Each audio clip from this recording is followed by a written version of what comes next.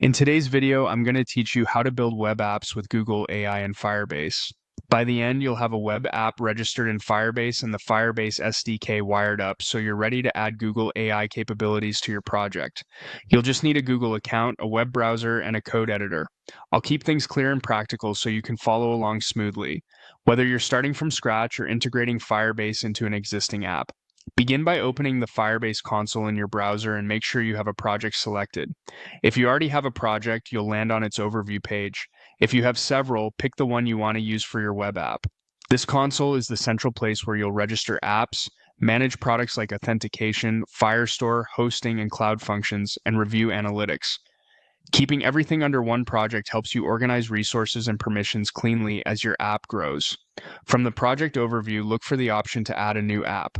This is where you tell Firebase that a specific client, web, iOS, or Android will connect to your project. Adding an app generates configuration identifiers and helps Firebase wire up platform-specific tooling. Don't worry, this won't deploy anything to users yet. It simply prepares your project to talk to Firebase services from your chosen platform. Choose the web option. Selecting web ensures Firebase gives you the JavaScript SDK setup instructions tailored for browsers and modern front-end frameworks. If you're planning to build with React, Vue, Svelte, Next.js, or a plain HTML page, the web app option is exactly what you need. This step also unlocks convenient features like Firebase hosting for quick, secure deployments behind HTTPS. Give your app a simple, memorable nickname. This is just for your own organization inside the console, so pick something that helps you identify the client, like your site name or environment. Avoid including secrets or internal identifiers. Clear naming pays off later when you add staging or production web apps to the same project and want to see at a glance which is which.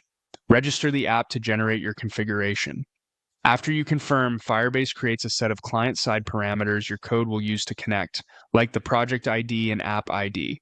These values are not passwords, but you should still handle them with care. Keep them consistent between environments and avoid pasting them into public repos without understanding what they are. The console will display setup instructions immediately.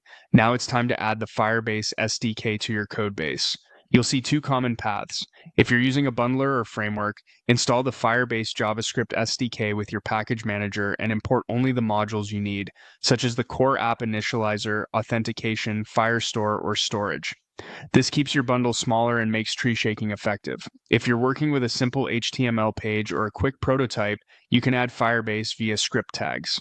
The script tag route is fast for demos, while the package approach is best for production apps. In either case, copy the configuration object from the console into your project and initialize Firebase early in your app's startup code.